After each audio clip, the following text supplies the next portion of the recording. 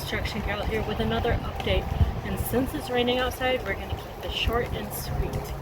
This week a lot of our exterior stuff has been put up.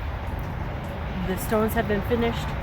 As you can see, the windows are in, which is super exciting. One of the doors has been installed. We even got the ceiling drywall up.